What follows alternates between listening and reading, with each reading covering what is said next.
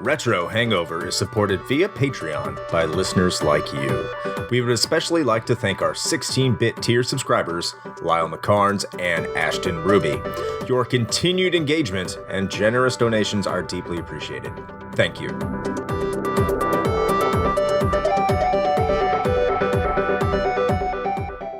Open your ears and crack some beers. You are listening to episode 64 of Retro Hangover.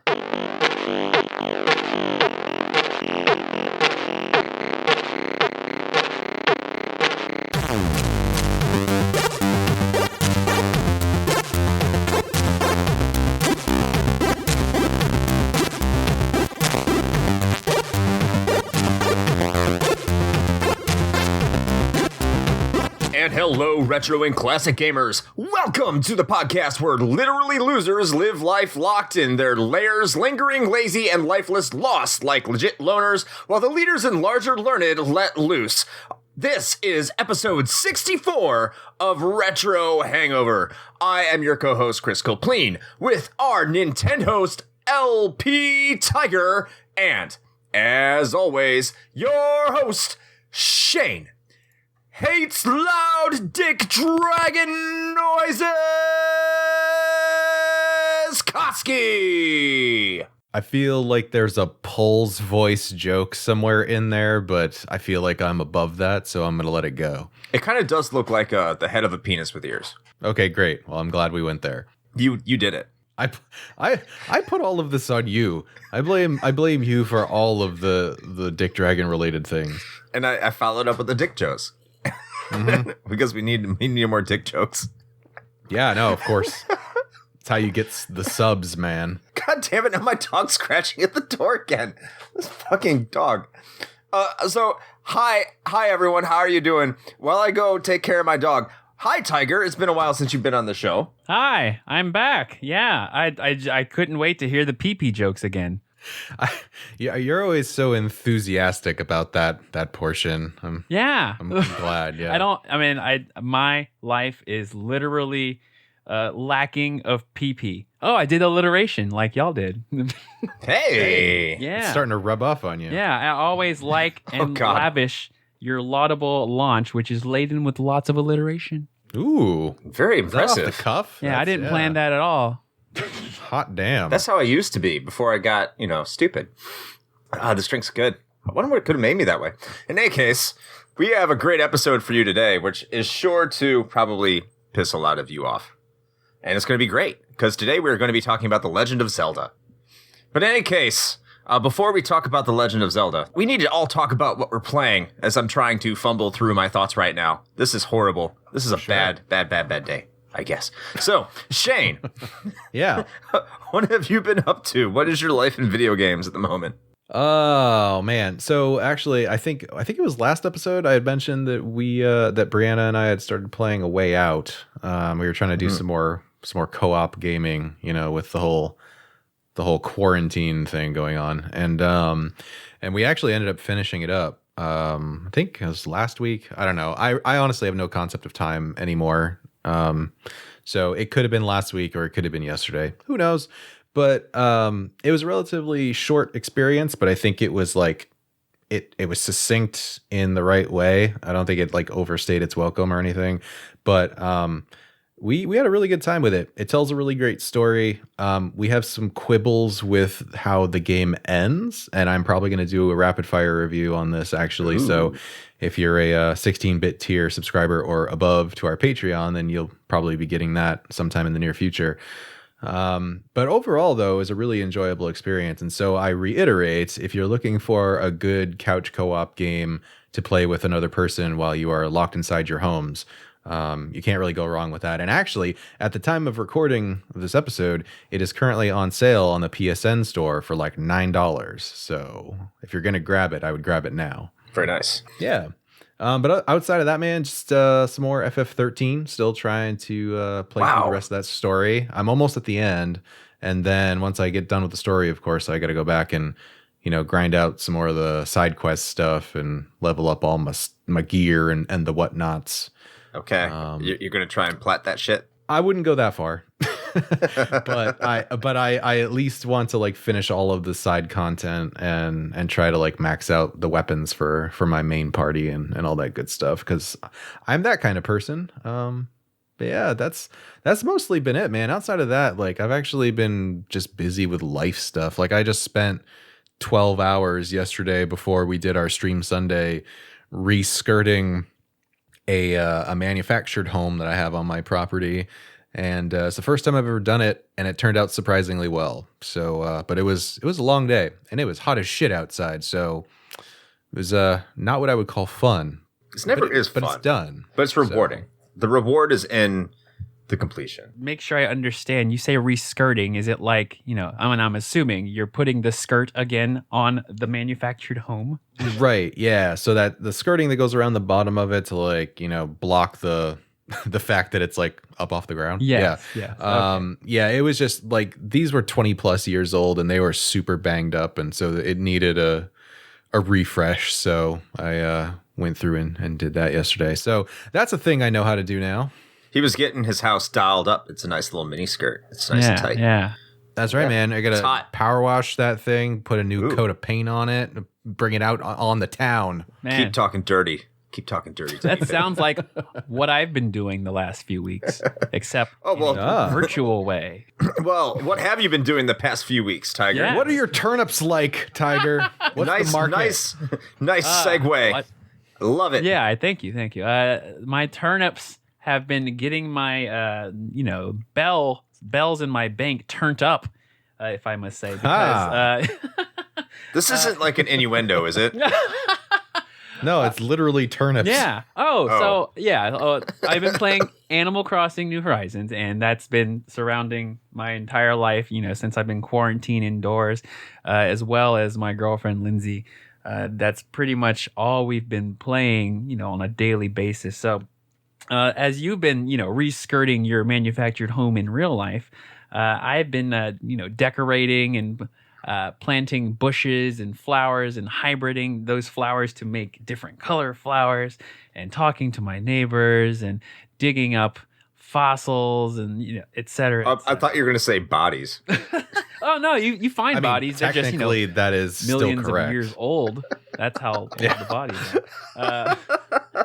are. But that has been really fulfilling our lives lately. Animal Crossing. And to what you were saying about turnips are the item that you get every Sunday morning from a lady named Daisy May, who works for Sal Joan, may I say, which is a reference obviously to Dow Jones. And you're buying from the Stalk Market. And then you buy these turnips. Talk. Yes. Yeah, okay. You're buying these turnips at a rate of generally 90 to 110 bells, which is your currency. And when you buy them, you have to sell them back.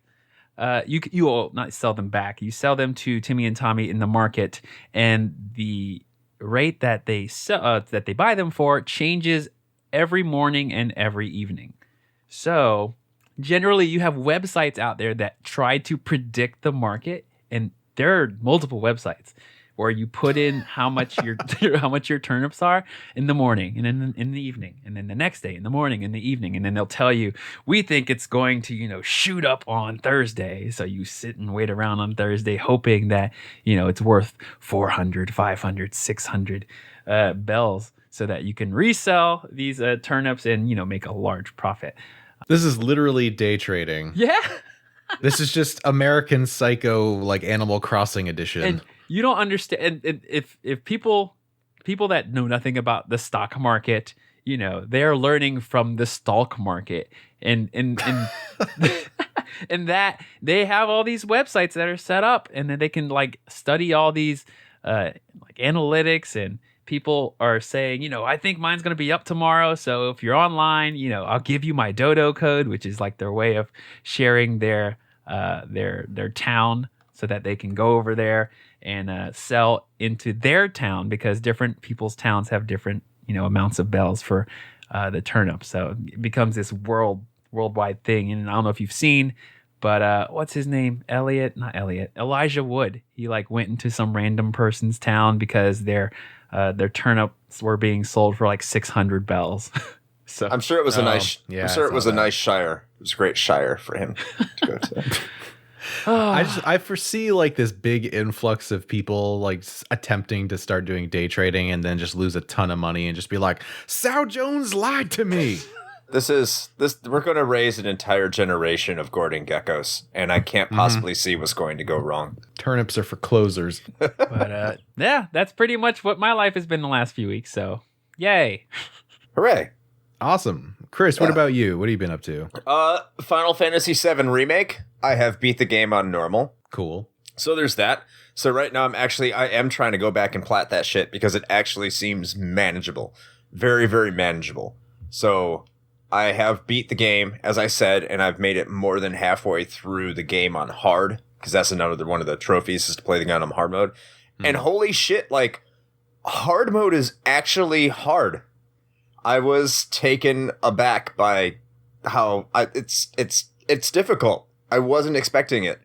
And it's like artificially difficult. And that's kind of where I am with the bullshit. Because instead of just saying you think that it's like not fairly difficult? It's more of a handicap than actually making the game more difficult.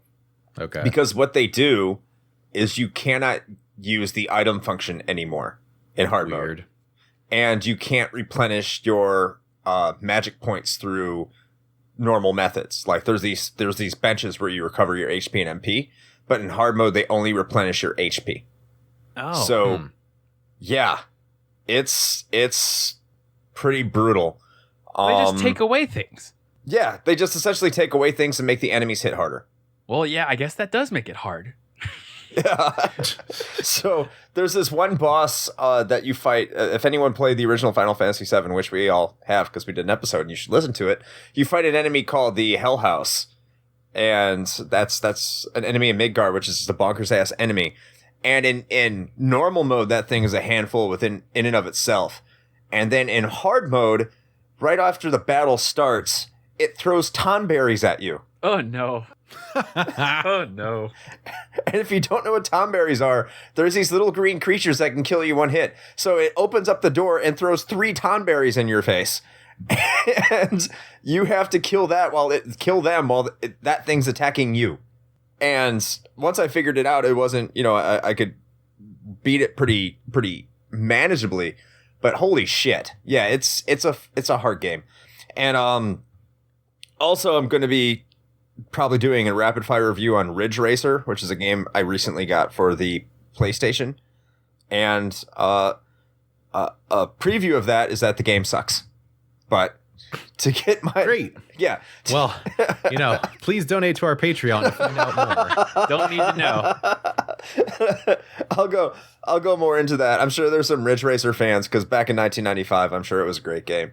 But today it sucks. But that's all I got. Oh, Awesome. I have a quick question. What's your general overall feel for Final Fantasy VII Remake? What's your opinion? I like it, but I don't know who it's for, and I don't know what they're going to do after this. That's a good way to sum it up. Yeah. Yeah. Okay. I still haven't actually played it yet. I'm about halfway through, and like it's hard to jump back in when I'm doing Animal Crossing every day. So just curious because I definitely was not feeling the some of the fetch questing going on in there. Exactly. Like there's definitely some padding and noticeable padding. Some of it's good. Some of it is just way too much. But speaking of obtuse padding, we need to talk about our game of the episode, which is The Legend of Zelda. Are you guys ready?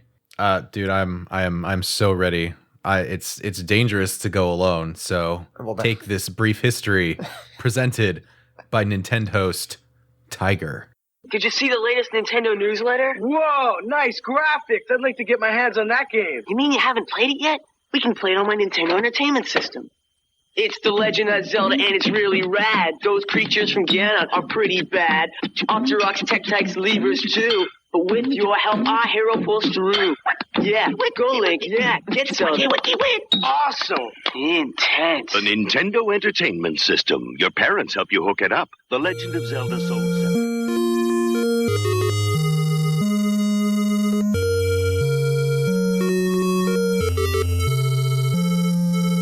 what does it feel like to freely explore a world with few limits and little to no direction on how to accomplish your goals? Today, this concept has been all but fully realized with the emergence and iterative refinement of the open world genre. But things were not always this way. In 1986, most games, especially console games, were heavily structured and largely linear, with puzzles and platforms ruling the day. That all would change when Nintendo released what many have come to consider the most influential adventure game of all time. The year is 1984. Shigeru Miyamoto and Takashi Tezuka began their quest to design a game that would be an ideal launch title for the upcoming Famicom Disk System. The title needed to be larger in scope, have the ability to save progress, and perhaps even push sales of the new add-on. Being designed concurrently with Super Mario Bros., Miyamoto wanted a game that provided a clear contrast to the platforming plumber. While Mario would be a straightforward linear affair, this title needed to provide the player with options, forcing them to explore and strategize. Drawing inspiration from his days as a boy in Kyoto, exploring the world around him and getting lost in a maze of sliding doors in his home in Sonobe, Miyamoto wanted to give players the same sense of wanderlust and wonder through this expression of digital art. The protagonist of this nascent adventure would be defined early on, being dubbed Link, a name meant to represent the link to the world Miyamoto created. This was a fine start, but the game itself still required a title. This would ultimately come from the most unusual of places, writer F. Scott Fitzgerald's wife, Zelda. Miyamoto would go on record stating that he simply liked the sound of the name, with no real deeper meaning to the choice. As such, the requisite damsel in distress would be known as Zelda, which would in turn inform the eventual title of the game itself, The Legend of Zelda. On February 21st, 1986, The Legend of Zelda would see release alongside the Famicom Disk System in Japan. The game would take full advantage of the new console's technical capabilities and boast a file size of a whopping 128 kilobytes, including save features rather than a more traditional password system, and the use of extra available sound channels for a more immersive experience. This was all well and good for Japanese gamers, but the rest of the world didn't have access to the Famicom. Further, there were no plans to release it outside of Japan.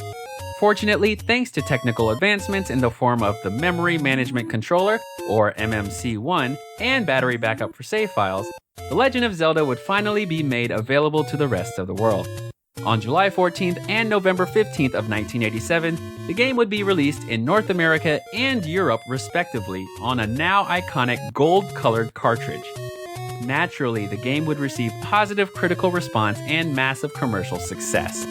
The Legend of Zelda would go on to sell 2 million units by 1988, with a total lifetime sales figure of over 6.5 million copies. The Legend of Zelda's legacy cannot be over-exaggerated. The game still receives continuous praise from fans and media outlets alike, and has seen homages and influences throughout the game industry from the moment it was released to this very day. It has spawned an entire franchise with countless sequels and spin-offs on almost every Nintendo system ever released, and even some systems that didn't belong to the big N. There's no doubt that Zelda was a revelation for its time, with a franchise so strong that each new release is an event and cause for celebration. And that is your brief history of The Legend of Zelda.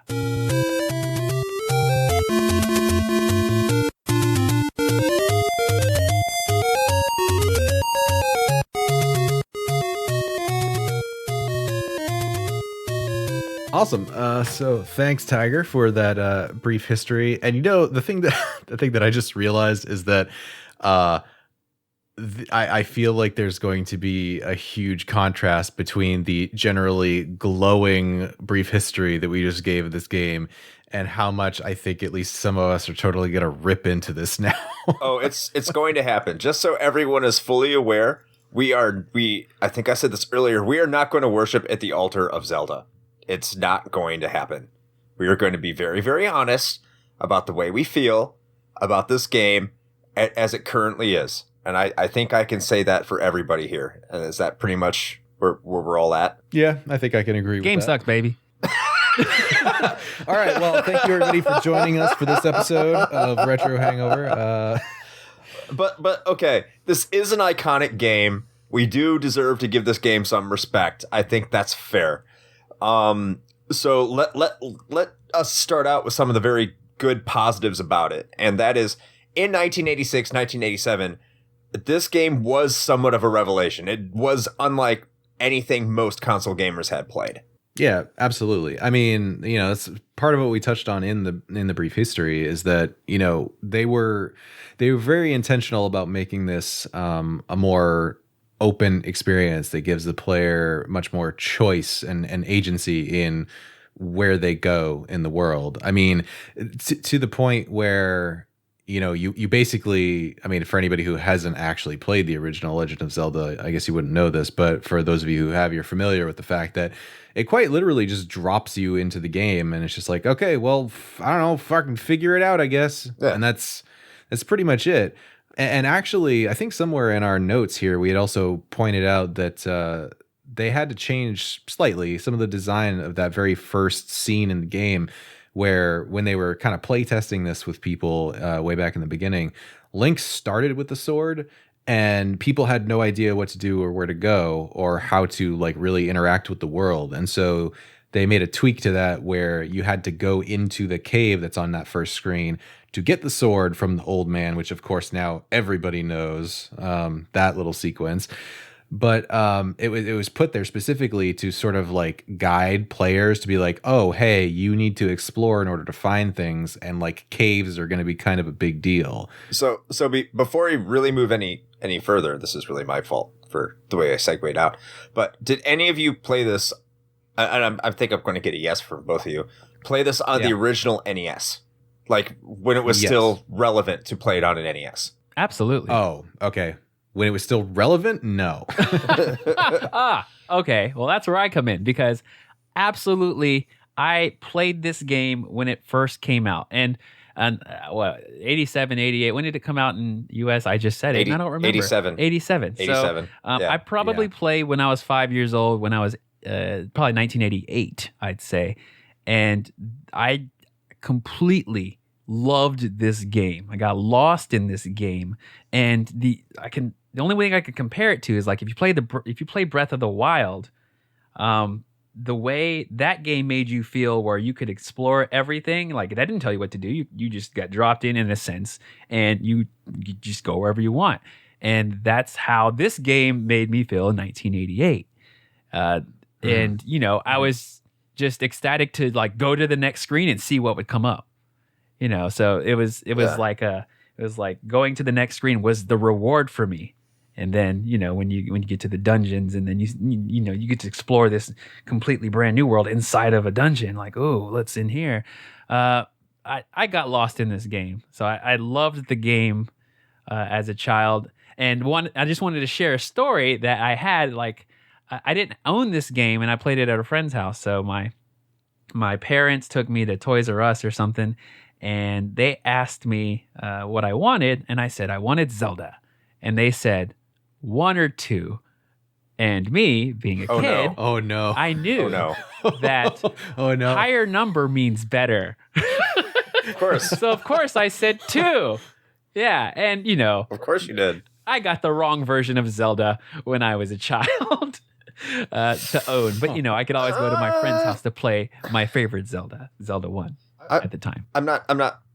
No, today speaking, I'm not sure if I fully agree with that statement. But we can get into that later. I had a very similar experience. Played it as a kid. I played it probably in 1990. I don't remember ever liking it. It was just kind of there. I don't remember ever even really wanting it. It's just, I think my dad more wanted to play it than I did. And so there was The Legend of Zelda. And yeah, I mean, for a while I was really addicted to it, just because, that open thing of exploring, getting past the first couple dungeons. But then I just kind of put it down because it just became too cryptic and too obtuse and just very difficult to get through without knowing exactly what to do. And that's very endemic of a lot of NES games. But Zelda was different. And I think we can get a little bit more into that before we do. Shane, what was your first experience with the game? I didn't come to it like super late or anything, but I wasn't playing it like when it was released or in the few years like afterwards, because as I've said before on the podcast, like during that time period, I had a Sega Master System, and I ended up getting an NES a little bit later. I think we traded the Master System with somebody, I think, for an NES. So whoever got that one, I'm sorry, but they have Golden Axe Warrior, dude. They're good. Sure, yeah. But yeah, I had already, like, by the time I had come to it, I feel like it already felt like weirdly obtuse and kind of antiquated, because I feel like I had already had a chance to play some other games that were kind of iterations on this. I almost want to say that I didn't even get a chance to really try the original Legend of Zelda until I had already gotten a Super Nintendo. And so, like, going back to it at that point, especially after having a chance to play something like Link to the Past, it's hard to go back to. So I didn't have the same experience of not really having anything else to compare it to. But I can totally see like where that comes from. And I think I've said this about something else before. It might have been a discussion Chris and I had. Actually, it might have been about Phantasy Star, now that I think about it. And that's something we'll be talking about in a future episode with Paul from Region Free Gamers. But I could have seen myself totally having the same experience that Tiger had with this and getting super sucked into it and just sitting there with like a pad of graph paper and meticulously mapping out every inch of this game, because I was 100% that kind of kid. So I have no argument about like whether or not that is a thing that could have happened, because if I had come to this at the right time, it for sure would have been me. But unfortunately for me, I came to it kind of after the fact, and I suppose in a way I was already spoiled by, I guess I could say, objectively better games. Yeah, I kind of feel the same way. Link to the Past ruined the first Zelda for me too. I mean, had the whole map in the game. That was nice. Yeah. So I suppose maybe that's a little bit of a segue then, because we have some items like on our notes for this that we probably wanted to discuss, and I also have some personal sort of pros and cons that I had written out about kind of my experiences with the game. And so here's the huge game changer for me. As Chris mentioned, this game, and a lot of games of this era suffered from this, but this one probably more notable than some others, in that if you have no like outside context for the game, you literally have no idea what you're doing or where to go. And I had that same problem where, you know, I think if I had gotten a copy of the game, I never owned the game. So I had either rented it or borrowed it from a friend or something. And so I did not have the instruction booklet. Which is critical. So critical. The instruction booklet is 100% fucking required for this game, because if you don't have it, you miss out on so much good information. And so leading up to this episode, I went back and I replayed the original Legend of Zelda to kind of get myself back into the groove of this to talk about it today. And, I was like, you know what, damn it, I'm going to go find the instruction booklet for this game. And so I found a PDF copy of it online, and I looked through that, and I was like, it was a fucking revelation. I was like, oh my God. And so I have to say, like, my general sentiment of this game has not changed too much, but I will say that my opinion has adjusted in that if you have the instruction booklet with you, I can totally see how this game probably is better received than I've felt like it should have been for so long, because I got through like the first 3 or 4 dungeons of this game by, with assistance from the information in the instruction booklet without too much of a problem. And I dare say I actually enjoyed myself. So before, it sounds like we're getting on track to share our probably popular and unpopular opinions on this. But fuck it, man, just go for it. Before we get into that, soundtrack is too late. What do you mean too late? I'm saying soundtrack great. Soundtrack great. Everyone likes the soundtrack. No problem with the soundtrack. Well, music good. Music is good. You mean Zelda 1? Yes. I mean, in that I feel like at least the overworld theme is, I mean, it's iconic. It's iconic for a reason. Yes. Right. Like, it was, the notes are good. I'm only mad at the fact that there's only like 3 songs in the entire game. 5. Oh, okay, my bad. I was wondering. I was like, I wonder if I'm going to get this wrong. But yes. Overall sound production is good. Graphically, it's not bad looking either. And as Shane said, if you have the manual, it's not terrible. Okay, so go. I think Shane hit it right on the head. If you don't have the manual to this game, if you're going this blind, if you give this to a person and you say, play this game and figure it out, you're fucking lost, dude.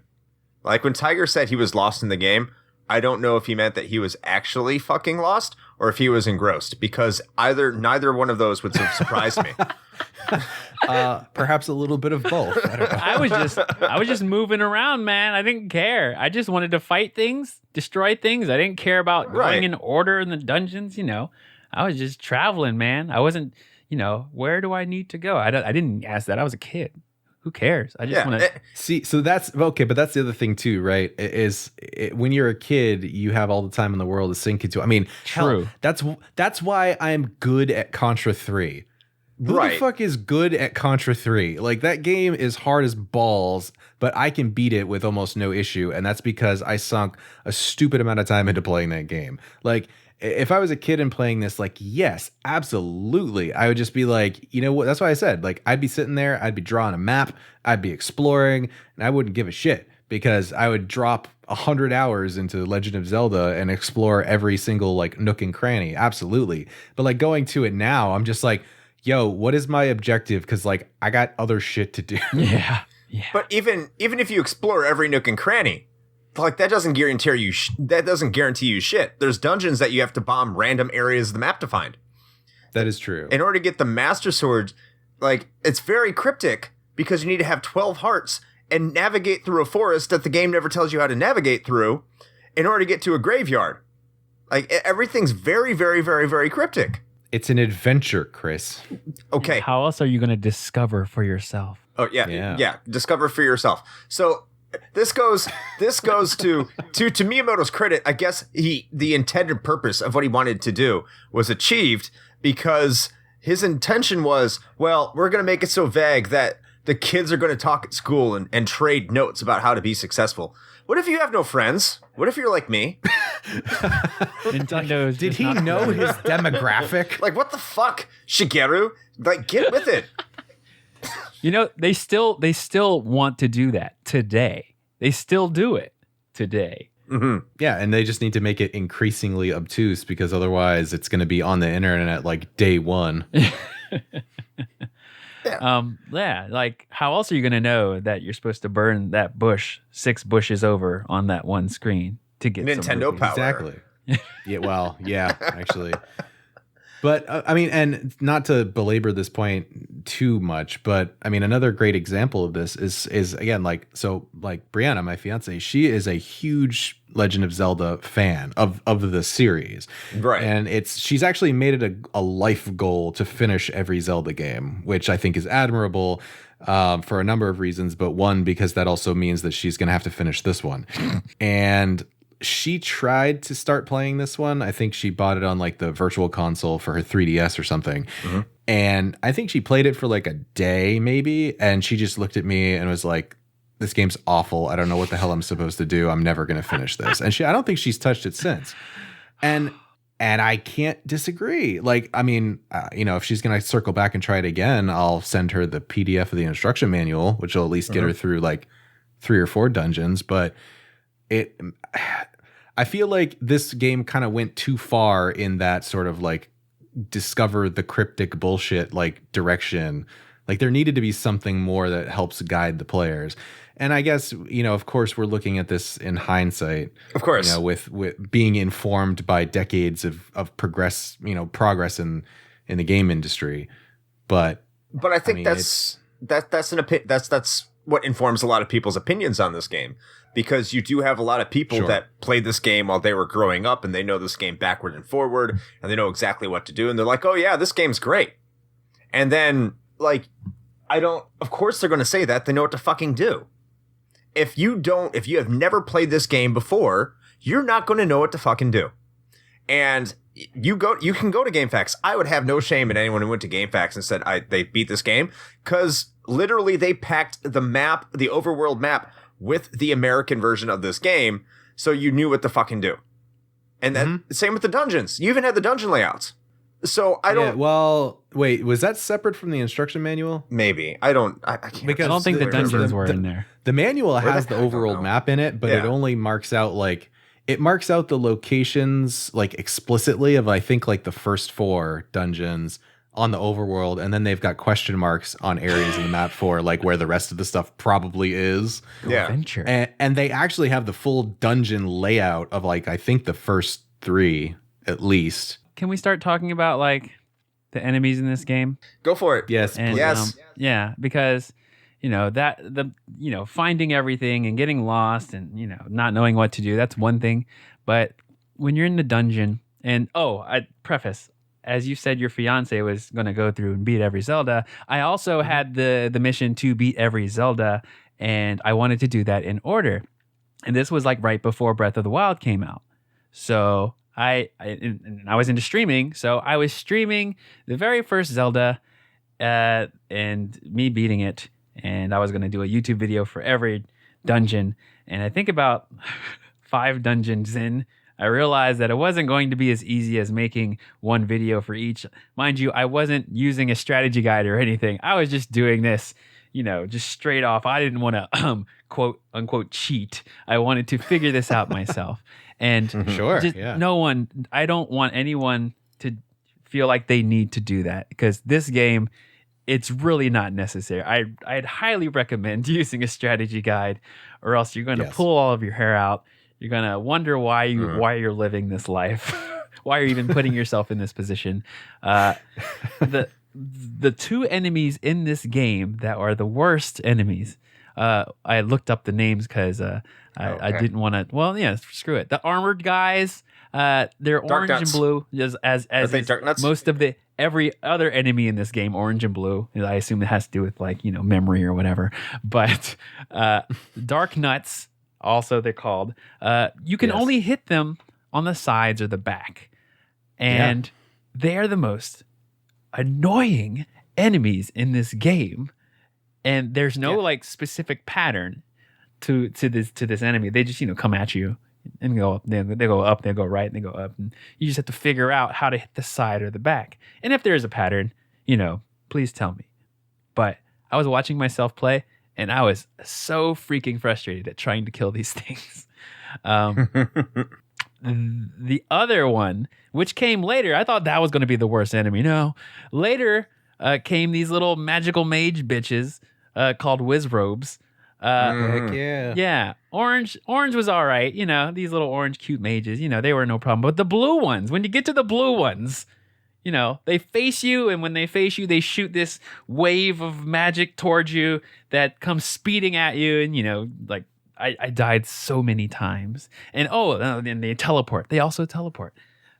So I Because feel of course they do. that I had so much fun as a kid with this game, but obviously I never got to these harder dungeons where you just end up dying all the time, and and when you get to a point where you like your 5th time coming into that entrance of the dungeon, you have 3 hearts out of your 15.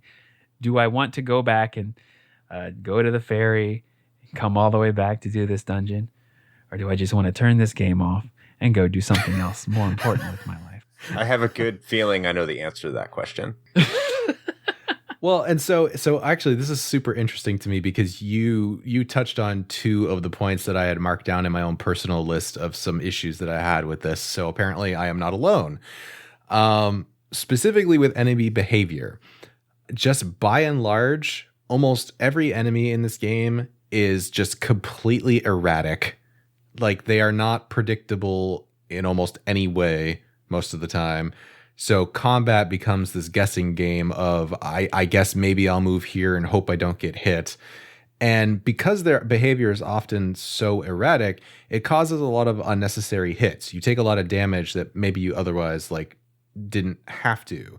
And this, coupled with the fact that most hitboxes in this game are janky as shit, you are never 100% sure if you're actually going to land a hit when you swing your sword. And that is Swing is a generous term. like super apparent with those dark nuts because they're trying to implement some sort of like strategy in that, and like, oh, well, they have a shield, so you can't hit them from the front. But when you can't predict their movement pattern and you're not sure if you're close enough to hit, that's one of the things that frustrates me the most about this damn game, is that I take so many unnecessary hits because I get too close to an enemy because I'm trying to overcompensate to make sure that my own sword swing actually hits.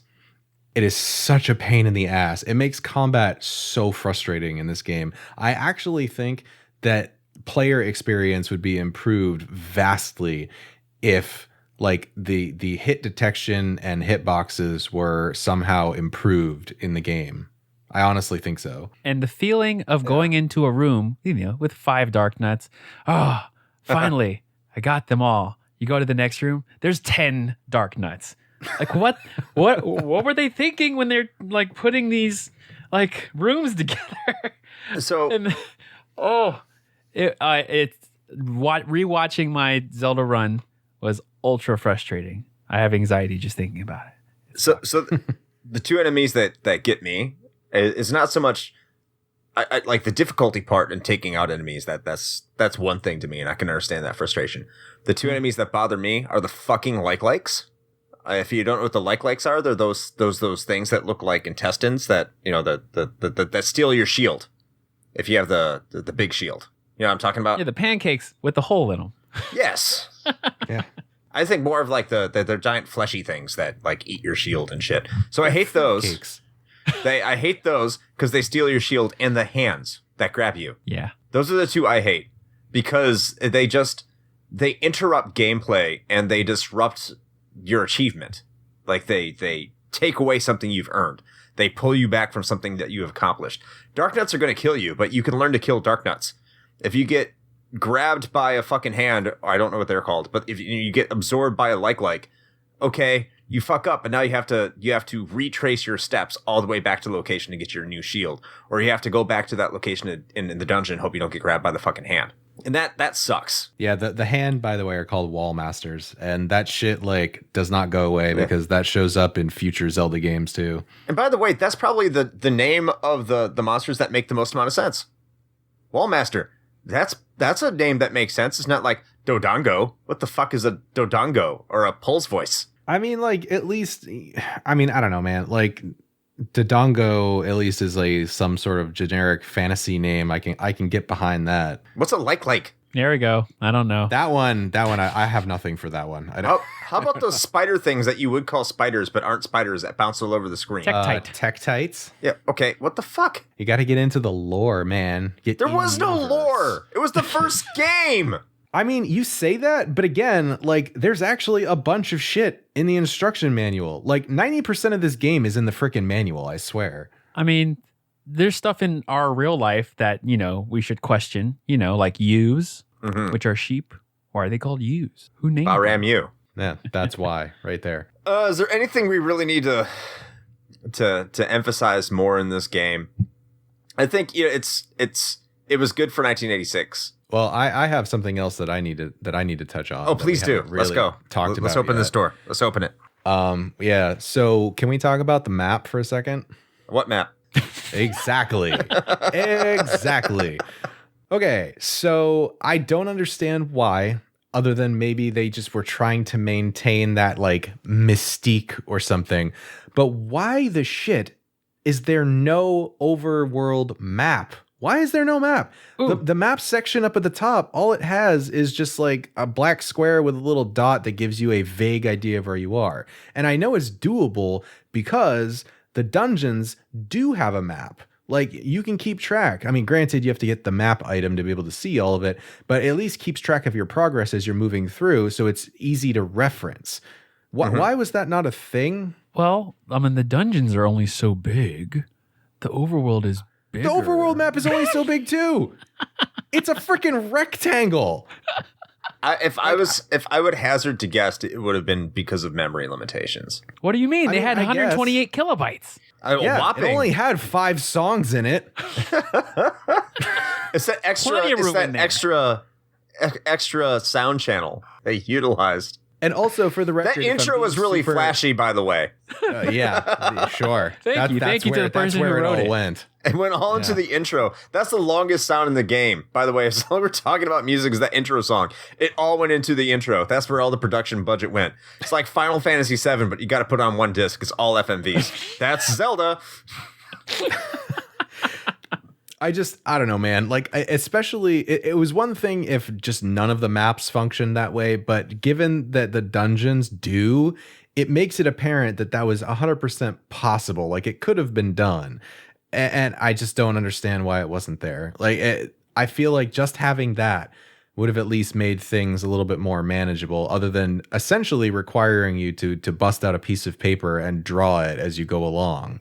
Because Miyamoto wanted you to feel like he did when he was a kid. That's why. Completely lost? I guess that's how he felt. The only thing I could think of is like, okay, so in a dungeon, you can find a map of the dungeon by the person that created the dungeon. But we have world maps, Tiger. In Overworld, there are cartographers. It's literally their job. You're right. I tried. Oh well. I tried. Sorry, Miyamoto. I tried. And you know what? While I'm nitpicking this, it would have been really, really useful if on the dungeon maps they had just like shaded the rooms a different color to indicate ones that you've already been to. That would have been really nice. I just pointing that out. You know what I appreciate after this game, moving diagonally. Not only moving. I think you could move diagonally, but attacking diagonally. Yeah. Such a small little appreciation from the difference of playing Link to the Past versus. And so outside of just like completely railing on this, because that's basically all we've been doing. There were some interesting things and little tidbits that I feel like we should at least touch on real quick, because there is a lot of sort of info and little, nuggets of wisdom around this game that have come out as time has gone on. And one of the things that actually stuck out to me that I thought was really cool was the origin of the Triforce. So originally, the Triforce was actually supposed to be composed of 3 different pieces of electronic chips.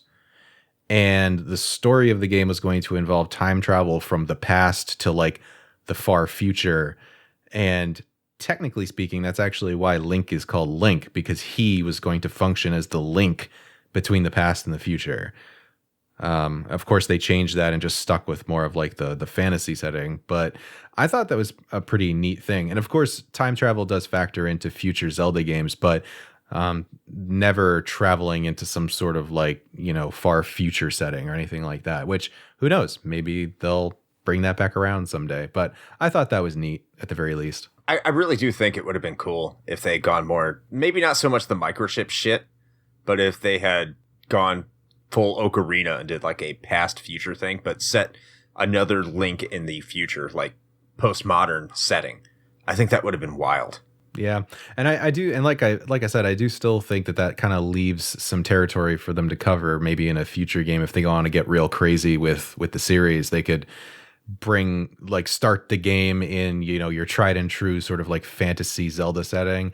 And then like halfway through, they just like throw Link into like some like cyberpunk dystopian future. That would be cool. Cyberpunk Zelda 2077. That's right. Zelda's a stripper you pick up at the bar, and she has the power of the Triforce hidden somewhere in her body. You have to find it, or else it will explode. I mean, listen, man, like, Twilight Princess was their attempt to get all like real and gritty, but if they want to get real and gritty, then that's the direction they got to go. I want to see like a Shadowrun Zelda crossover. I mean, it's not like Nintendo doesn't have a sense of humor when you have that character from Metal Gear Solid 5, the prequel to it, I forgot what it's fucking called, who had the bomb in her vagina, and then when you unlock her spirit, your character starts out with a bomb. So Nintendo can go there. It's whether or not they want to do that with one of like the main pillars of their intellectual property, I think, is the big question. Just give it to the great fairy or Impa, or whatever her fucking name is. Yeah, just don't give it to Zelda. There you go. There you go. Yeah, we'll see if that happens. Probably not. Yeah, sure. But if it did, you heard it here first. So there you go. All right. So Cyberpunk Zelda. Let's go ahead and wrap up the discussion on this one. Okay. And as we are wont to do, let's talk a little bit about whether we think, and I think I already know what the answer is, but whether this holds up today and if someone could go back and play it now and if it's worth their time. So, Chris, why don't you start us off? No, it's not worth your time today. If you're going to play shocker. Yeah. If you're going to play today, get a FAQ, get an FAQ, whatever the fuck you want to call it. You're going to need it, and it's fine because the American release essentially came with a FAQ to get you on board on how you're supposed to play this game.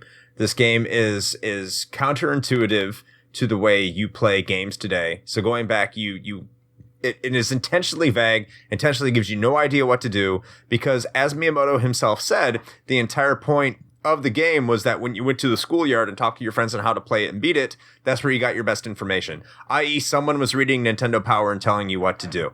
That is the fundamental way to play this game, and that is not good game design, even though I understand where he's coming from, because when I was a kid, we definitely did that shit when it came to like boss battles and Mega Man and all that stuff. I get it, but that's not good game design. So maybe it wasn't 1986, and who am I to question Miyamoto? He knows more about game design than I ever will. But, however, it's not a good game. In retrospect, it got a lot better. I would even say Zelda 2 is the better game between the two of those games.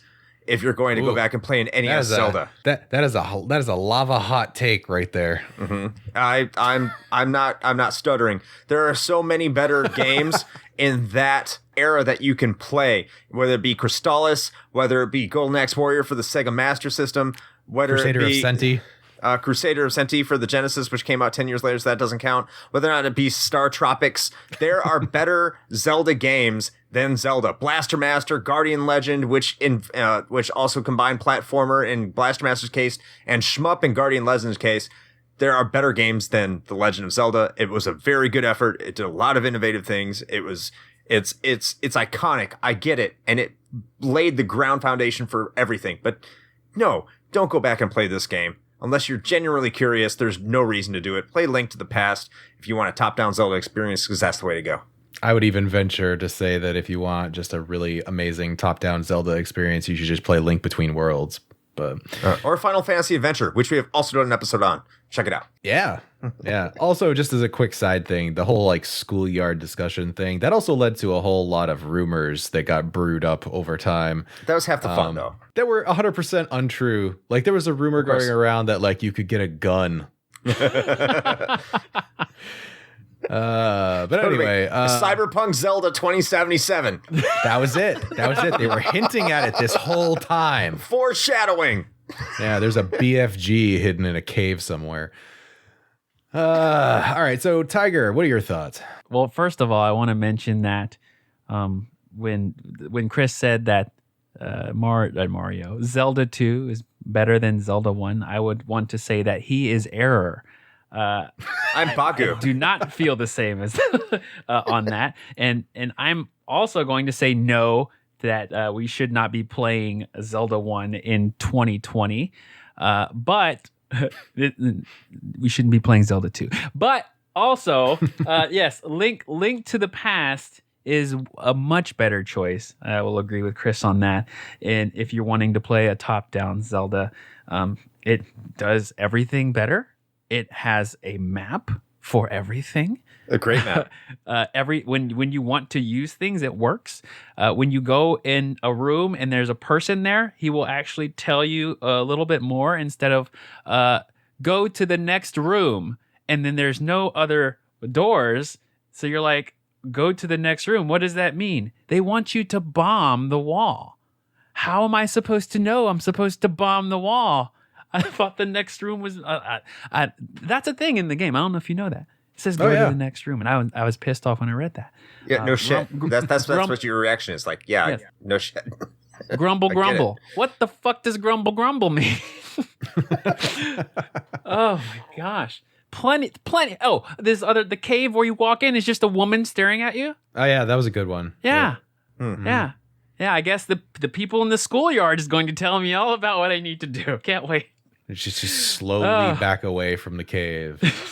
So, no, don't put yourself through that, and don't put yourself through Zelda 2. That's all. Yeah. So unsurprisingly, my take on it's not going to be too different. I think. I will say, for whatever it's worth, if you are intent on playing this game and seeing it through, then first of all, I applaud you for your tenacity. And second, I would echo Chris's sentiment in that just open up a walkthrough and just use that the entire way through. And even then, the walkthrough is not going to change the fact that, frankly, the combat sucks. And you're going to run into a bunch of rooms, like Tiger mentioned, where it's basically just a digital representation of a giant middle finger. But like, if you want to do that, you totally can. But as far as top-down like action RPGs are concerned, you have so many better choices. Frankly, you know what they should do, and I think it might actually work out fairly well. They have proven, and by they I mean Nintendo, that they can create a really great like reimagining of an existing game in Link's Awakening. So if they ever decided to do this, and I don't know because I feel like the original Legend of Zelda is like sacred as far as they're concerned, but if they were to go and do an HD remake where they tweaked some of the things and made the combat better and gave you an overworld map and those sort of thing, I think it might actually be an acceptable experience. I might even go so far as to say an enjoyable one. But as it stands today, no. We have only a limited amount of time on this planet, and I would not recommend anybody spending it doing this. Brief fun fact. Before Capcom made the Oracle of Ages and Seasons, Nintendo wanted them to remake the original Zelda. Well, but they said we're just going to make a new game, and they pressed forward. But Good they for did them. have an opportunity. I mean, that turned out okay because They made the Ages better and Seasons decision. were actually pretty good. But Yes. Nintendo, I don't want an HD Zelda 1. There, I said it. I don't want it. fine. I don't need it. Fine. I don't need it to be beautiful in 2025. Like, it's good. Like, just leave it there. Leave it in the past. Hey. If I want to go to the past, I'll play Link to the Past. Breath of the Wild 2 is going to be a remake of Zelda 1. Oh, God. Oh, no. Oh no. It actually worked. Well, I think on that note, I suppose we'll call this episode done. Right.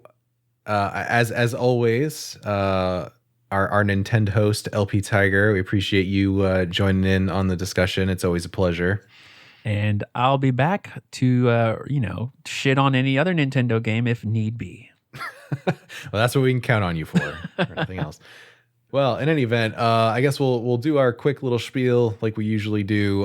So if you're listening to us, then of course you found us, so you know where to go for that. But if you have enjoyed listening and you would like to support the show in a little bit more of a concrete fashion, there are a couple ways you can do that. We have our Patreon running. You can head over to bit.ly, that's bit.ly/rhpatron, and check out the different donation tiers there. For as little as $1, that'll get you into our exclusive Discord where you can chat with the other patrons as well as ourselves. And if you donate at the 16-bit tier or above, that also gives you access to our bonus audio content feed that is exclusive to our patrons. That we have our rapid fire reviews on there of the games that we're playing outside of these episodes, as well as outtakes from these recording sessions and other cool stuff like that. So if that is something that might interest you, please feel free to check that out. We also have the merch shop open, so that's at bit.ly/rhpmerch. Soon we will have a couple new lines of stuff out there with the new logo, as So well hot. as the great eggplant dragon artwork that we had done. So keep Such an a eye big out for eggplant. that. The Yeah, eggplant's it's huge. just a massive bulbous eggplant. And last but not least, we do stream on Twitch every Sunday at 9 p.m. Eastern time. So please feel free to drop in on that and tell us how bad we are at games, because we usually are. And the most recent one is no exception, with Chris getting just destroyed at Herzog 2. It's a terrible game. Yeah, just blame it on the game. Actually, you could blame it on the controller too. I don't know why. Fuck it. I'll blame it on the fact that it's a bad game and a bad controller and all that stuff. Okay, yeah. Well, with all of that being said, until next time. Play with your Dongo joysticks.